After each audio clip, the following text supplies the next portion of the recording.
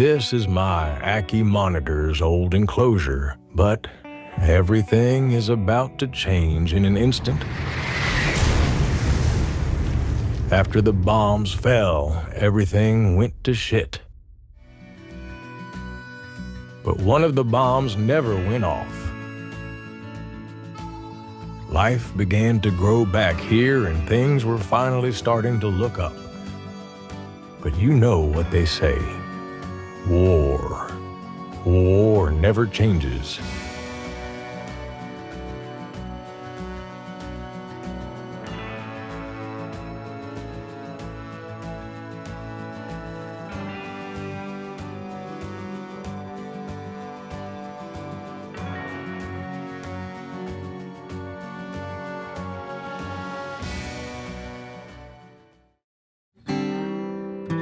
We start off this journey with a new enclosure. Well, it's more of an old new enclosure, but nothing a little elbow grease can't fix. After I clean the whole thing out, I want to paint the entire inside with a dry lock paint tinted with acrylic paint. This will help keep any moisture locked into the enclosure and not in the wooden walls. Once the dry lock is almost finished drying, I use spray foam to create the rocky background. I want it to look kind of like a high-impact object hit the center of the enclosure and form the landscape behind it.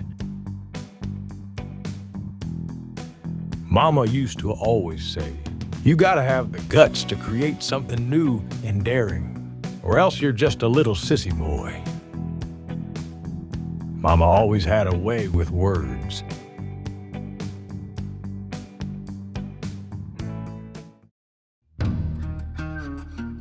Next, it's time to make the bomb. I usually use Blender to make my own 3D models, but this time I used a pre-made 3D model I got from Cults. I looked up Mini Nuke from the Fallout series and decided on this one. I uploaded it into Orca and exported the G-code for my 3D printer and started printing that bad boy out.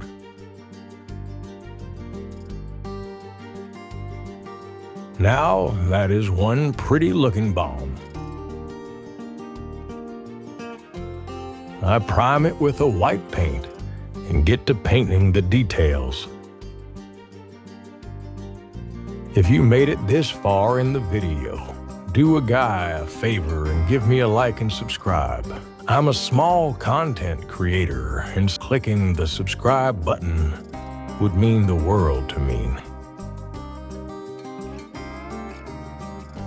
I also wanted to print out a little hide for my Ackie monitor, but wanted to keep it in the theme of the post-nuclear/Fallout world.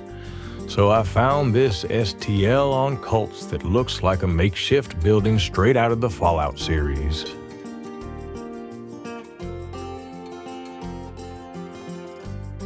I prime the parts and start painting those as well. Then I glue the whole thing together.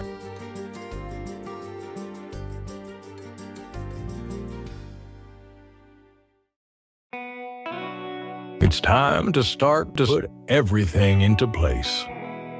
I put the bomb in the center of the enclosure and hold it together with some spray foam. Don't worry, I used some rocks to help prop it up. Then I start carving up the rocky background to make it look more authentic.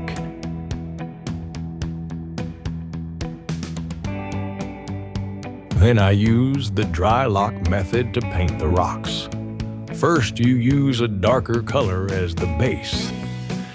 Then you use a lighter and light color for the highlights, and it really brings those rocks to life. Next, I use some excavation clay to help hold the bomb into place, but it also helps make the point of impact look more realistic.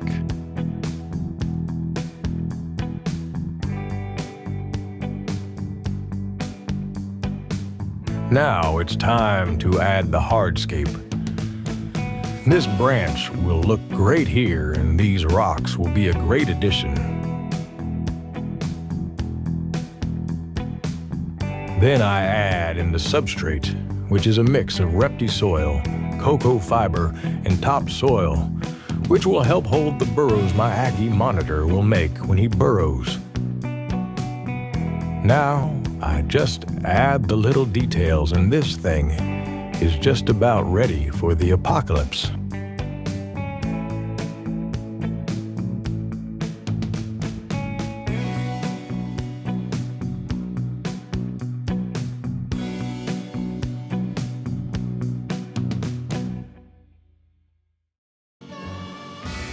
This project was extremely fun to make. I was happier than pig and slop in the summer's steamy air. Keeping reptiles like this Ackie monitor is great, but building enclosures for your animals that you both can enjoy has been the best part about keeping reptiles. I implore you all to make bigger and better enclosure for your animals. They will thank you and make the whole process more rewarding. Mama used to always say you gotta get off your keister and create things, or else your keister will create you, and you'll be nothing but a butthole in the wind waiting for a big steamy crap. Mama always had a way with words.